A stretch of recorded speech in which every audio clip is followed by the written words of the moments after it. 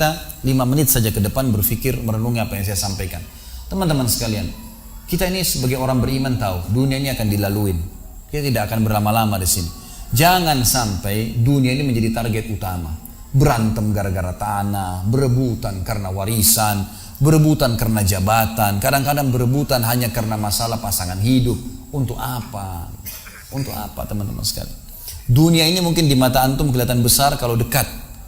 Misal, saya tidak tahu bapak-bapak mengerti nggak? Kalau ibu-ibu biasanya langsung mengerti kalau masalah contoh-contoh perhiasan. Kalau ada orang punya berlian, besarnya seperti bola pingpong, kaya nggak? Rupanya ada juga bapak-bapak yang paham. Itu kaya luar biasa. Kalau dia punya berlian seperti bola basket, kaya nggak? Coba taruh berlian yang seperti bola basket itu di tanah, terus antum naik pesawat ke atas. Makin jauh, kelihatan enggak? Orang yang perebutkan tanah 1000 kali 1000 meter, 1 hektar, berapa hektar, tumpah-tumpahan darah. Padahal kalau dia naik pesawat hilang semua tuh. Mobil mewah, bangga-banggaan dengan mereknya. Kalau kita naik pesawat kayak gentong-gentong lagi jalan. Cuma hiasan dunia. Apa yang mau dikejar? Gitu kan? Seorang mukmin tahu dunia hanya fasilitas saja untuk mengejar akhirat. Akhirat yang abadi teman-teman. Akhirat yang abadi, kejar di sana. Walad darul akhiratu lahiyal hayawan, kata Allah. Darul akhirah, tempat akhirat adalah kehidupan yang abadi. Di akhirat kata Nabi SAW, kalau seorang mukmin masuk ke dalam surga, tidak ada capek, nggak ada gangguan orang, nggak ada sedih, nggak ada penyakit, nggak ada buang air besar, nggak ada buang air kecil. Makanan dan minuman yang dimakan ahli surga yang tidak dibutuhkan oleh tubuhnya akan keluar dalam bentuk keringat yang lebih wangi dari bau kasturi. Gak ada lagi masa tua, gak ada masa anak-anak. Semuanya berumur 33 tahun dan semua laki-laki akan kembali kepada poster ayahnya Adam 60 siku ke langit 27,5 meter. Dan semua perempuan kembali kepada poster ibunya Hawa 40 siku ke langit 17,5 meter. Nggak lebih ya daripada itu dan tidak pendek tidak tinggi. Jadi teman-teman yang pendek nggak usah khawatir. Ini cuma dunia. Sampai orang beriman pun tahu kalau ada orang lahir dalam kondisi fisiknya luar biasa, matanya buta, telinganya tuli, tangannya, kakinya semua putus, gitu kan? Itu tetap bagi orang beriman punya nilai. Karena itu cuma dunia. Begitu dia meninggal, jasadnya akan dimakan oleh tanah. Sebagaimana sabda Nabi SAW, semua jasad kalian akan dimakan oleh tanah kecuali tulang ekor kalian yang darinya Allah akan tumbuhkan kalian. Di akhirat ditumbuhkan jasad yang baru. Itu yang akan hidup bersama kita di surga atau di neraka, gitu kan? Jadi ini cuma dunia sebentar. Untuk apa dikejar, teman-teman sekalian? Ingat, Nabi SAW pernah keluar dalam hadis Bukhari dari masjid beliau, kemudian beliau menggambar kotak. Lalu beliau mengatakan, inilah kotak kehidupan manusia. Seperti meja ini misalnya, inilah kotak kehidupan manusia.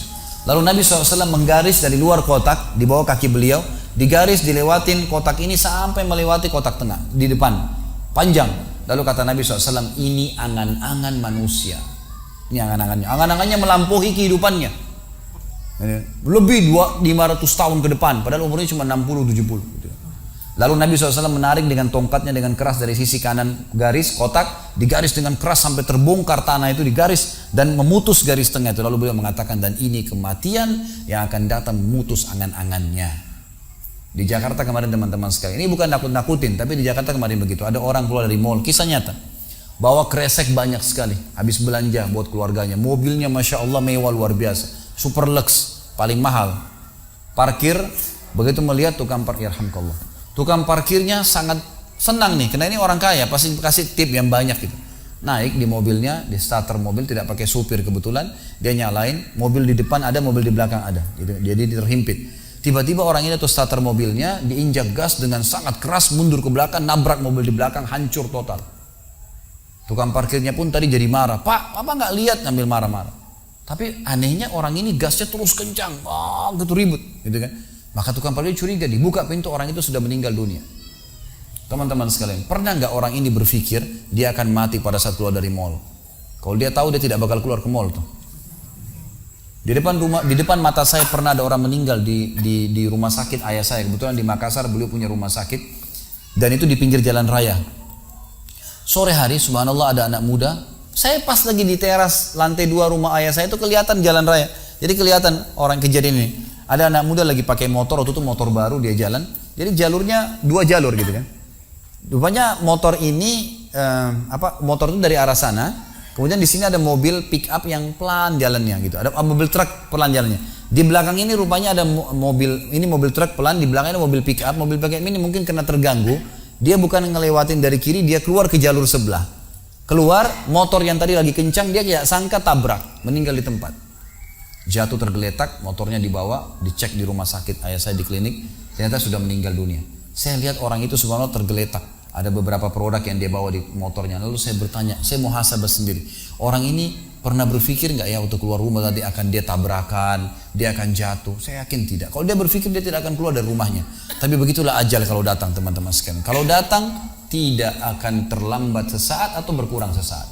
Harus fahamin, gitu kan? Jadi jangan sampai kita berlebihan. Saya tanya teman-teman, Anda jujur jawab. Kalau seandainya Anda ke dokter, lalu kemudian dokter mengatakan, maaf Pak, Bu, umurnya tinggal 2 minggu menurut ilmu medis. Ini ada penyakit parah, tinggal 2 minggu, dokter nggak bisa obatin lagi. Kira-kira orang yang seperti ini sudah divonis sama dokter akan mati 2 minggu lagi. Nggak ada lagi, sudah kankernya, sudah tumor segala macam di tubuhnya, sudah segala macam penyakit. Nggak bisa lagi hidup orang ini. Kemudian ada orang datang, temannya bilang, itu si fulan ceritain kamu. Kira-kira dia masih mau ribut berkelahi? Itu orang tuh mau mengambil hakmu, masih mau mengebut lagi? Sudah semua? Enggak, sudah, nggak mau tahu. Ini 2 minggu lagi mati. Semestinya teman-teman tidak usah tunggu vonis dokter nih. Siapa yang bisa jamin sekarang di masjid ini teman-teman ada dari tembok ini tiba-tiba malaikat maut, saya lihat antum tidak lihat, orang roh saya tinggal dikenang. Khalid Basalamah pernah ceramah, selesai. Dan Anda juga bisa begitu setiap saat. Bagaimana orang bisa tenang nih dalam kemaksiatan kepada Allah sementara setiap saat malaikat maut bisa datang jemput dia dan ada hisab semuanya. Ini bahaya sekali. Baik, saya pernah mengadakan pelatihan teman-teman sekalian di masjid yang besar. Masya Allah mungkin seperti ini malah lebih besar. Lantai 2 juga seperti ini dan penuh. Di lantai 2 itu ada banyak ibu-ibu akhwatnya. Saya bicara masalah kematian selama 2 jam materi lengkap. Kemudian setelah itu sebelumnya saya bilang sama panitia tolong supaya lebih hidup suasananya, siapkan kebutuhan jenazah, meja, kain kafan, sama menyan-menyannya semua. Kemudian di sebelah masjid buatin liang lahat. Baik Ustaz, dibuatlah. Selesai saya ceramah 2 jam, saya bilang, Bapak Ibu sekalian, saya mau ajak Anda 5 menit coba menjadi jenazah. Ada yang mau? Sempat ada yang angkat tangan depan saya. Kebetulan teman kita ini, saudara kita tukang batu. Adiknya dia kembar anak SMA sering ikut pengajian saya gitu. Dia hadir juga. Dia bilang, saya Ustaz. Baik, silakan. Pak, saya minta tolong satu hal ya. Kalau Bapak naik nanti di atas meja ini, dibungkus dengan kain kafan oleh panitia, tutup mata Anda dan bayangkan Anda sudah mati dan dengarkan apa yang saya ucapkan. Baik Ustaz, baik. Saya juga bilang sama panitia di atas masjid waktu itu, ibu-ibu, silakan kalau ibu mau coba, panitia tolong bantu. Saya sudah pandu waktu sebelum pengajian. Ringkasnya adalah dia naik.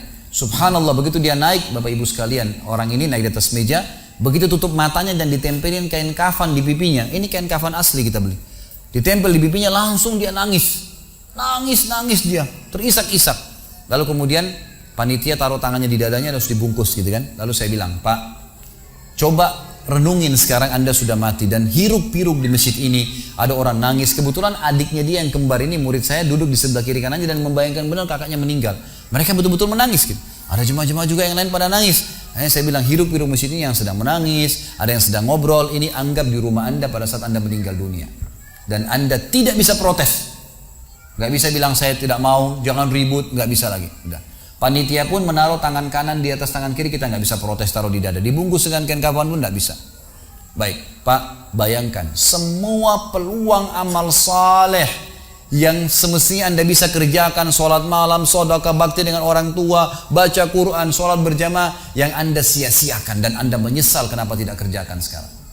Dan bayangkan semua peluang dosa yang Anda tidak sia-siakan. Kesempatan zina, berzina, kesempatan dusta-dusta, kesempatan riba-riba, semua dikerjakan. Dan Anda tidak sempat taubat dan Allah akan hukum Anda sekarang. Itu Bapak Ibu sekalian, saya tidak karang-karang dia sampai nangis-nangis Bapak ini. Terus dia nangis. Lalu saya bilang, tolong panitia datangkan geranda jenazah. Datangkan. Baik Pak, sebentar lagi kami akan angkat badan Anda di geranda ini dan kami akan bawa Anda ke liang lahat sebelah masjid. Gitu kan.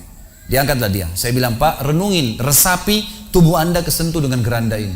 Gitu kan. Ditutuplah lalu dipikul. Lalu saya pandu pakai mic, saya bilang, Pak, inilah detik-detik terakhir Anda bersama kami.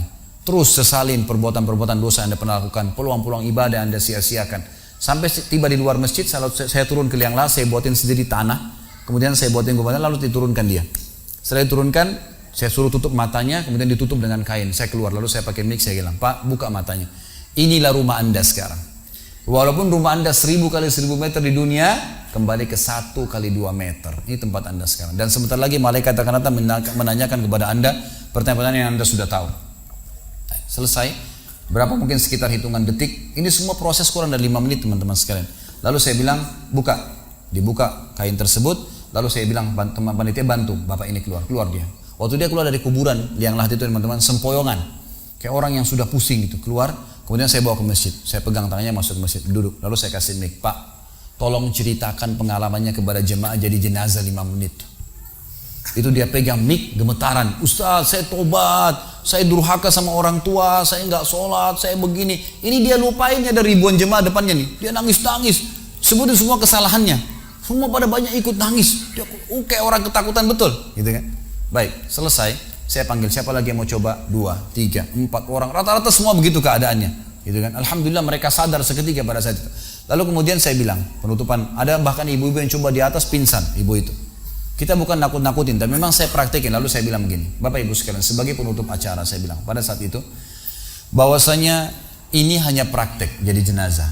Tapi ini ya akan datang satu waktu Anda dibungkus kain kafan tidak bisa kembali lagi. Sekarang masih bisa kembali beramal soleh. Dan ini pernah diperingatkan oleh Hasan Basri rahimahullah. Beliau pernah ngantar jenazah diikuti oleh seseorang. Lalu Hasan Basri tanya, wahai fulan, kalau seandainya jenazah ini tiba-tiba hidup sekarang, apa yang dia kerjakan? Kata orang ini, tentu dia akan sholat, dia akan puasa, dia akan ngaji, dia akan kerjakan ibadah-ibadah. Kata Hasan Basri, kenapa? Dia bilang karena dia sudah mati, dia tahu nilainya ibadah itu. Kata Hasan Basri, yang kau ucapkan benar, tapi yang di depan matamu ini tidak bisa hidup lagi. Kamu sekarang masih hidup, kerjakan seperti dia kalau dia hidup. Jangan tunggu itu, gitu kan? Ingat teman-teman, pujian teman, ancaman teman, atau orang sekitar kita, hanya sepanjang lidahnya. Kamu hebat ya, kamu kaya ya, kamu gagah ya, kamu cantik ya, sepanjang lidahnya demi Allah. Mau apa itu? Apa yang mau direbut? Orang-orang setengah mati sholat malam sejam 2 jam, besok ceritain ke orang hanya butuh pujian sepanjang lidah dia. Untuk apa? Teman-teman yang suka riak nih, saya ajarin caranya gampang. Ada caranya gampang. Kalau Anda besok pagi mau cerita kepada teman-teman Anda di kantor atau tempat, saya sholat tadi malam, sholat malam, gak usah tunggu besok pagi setengah mati, ngantuk-ngantuk nanti malam bangun. Jam 2 malam sebentar datangin rumah teman yang jadi target, ketok pintunya, nih saya mau sholat, lihat ya. Selesai, gitu kan. Untuk apa nunggu besok setengah mati, gitu kan. Gak ada gunanya riak, pujian orang sepanjang lidahnya, jangan, gitu kan. Gak ada gunanya. Jadi teman-teman sekalian sadarilah mati akan datang dan jadilah seperti Bilal radhiyallahu anhu, sahabat Nabi yang mulia, waktu ditanya, "Ma ra'yuka bil maut?" Apa pendapat Anda dengan kematian? Kata beliau, "Marhaban bil maut." Selamat datang kematian. Apa yang saya mau takutin? Apa yang dia mau takutin kalau selama hidupnya dari bangun tidur sampai tidur semua ketaatan? Pastilah terbalik, orang rindu, gitu kan? Orang mukmin itu rindu.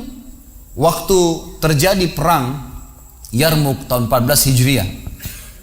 Waktu itu dipimpin oleh Khalid bin Walid dengan di situ di dalam pasukan ada Sa'id bin Zaid.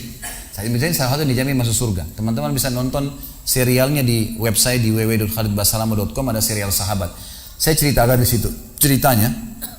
Jadi kata Sa'id bin Zaid, waktu kami berhadapan dengan pasukan Bizantium, Romawi, Nasrani ini, mereka jumlahnya 120.000 orang, dipimpin oleh pendeta-pendeta dengan salib-salib yang besar dari emas. Lalu mereka memukul pedang-pedang mereka di perisai mereka sambil melantunkan yel-yel mereka sehingga membuat kami pun sempat nyali kami ciut, gitu kata Sa'id bin Zaid. Lalu subhanallah datanglah Abu Ubaidah bin Jarrah, pimpinan perang yang lain, mengatakan, ya muslimin beginilah, begitulah, semangatlah, pahala jihad disampaikan. Lalu tiba-tiba ada satu orang yang membakar semangat kami, satu orang, dia datang mengatakan, wahai Abu Ubaidah, pimpinannya, wahai Abu Ubaidah, saya sekarang sudah tidak sabar, mau mati syahid, saya mau masuk sekarang ke sana. Gitu kan. Ada pesanmu untuk Rasulullah SAW? Ada pesan tidak untuk Nabi? Saya sudah tahu saya akan mati nih. Kata Abu Ubaidah, sampaikan salam kami dan kami memperjuangkan agamanya. Orang itu pun masuk ke musuh sendirian, menembus musuh tersebut sampai mati syahid. Kata Sa'id bin Zaid, Suatu saya lihat semangatnya orang tersebut dan tahu yakin dengan janji Allah benar, maka saya loncat dari kuda saya lalu saya tunduk, kemudian saya membaca Allahu Akbar lalu saya menyerang musuh. Semenjak itu rasa takut saya hilang dan akhirnya kami memenangkan peperangan. Jadi memang teman-teman sekalian, mati itu akan dilaluin dan memang mati sebuah pintu, kita harus laluin. Tanpa mati tidak bisa. Tapi orang beriman tahu mati itu justru kebahagiaan buat dia, karena semua yang bertahun-tahun dia kerjakan dia akan panen di sana. Semua kehidupan abadi ada di sana, maka dia rindu dengan mati. Tidak perlu takut, gitu kan? Toh akan datang. Jadi harusnya difahami masalah-masalah seperti ini. Baik teman-teman sekalian, kita tutup dengan sebuah kisah yang kita rangkumkan insya Allah tentang masalah orang kalau bertakwa kepada Allah.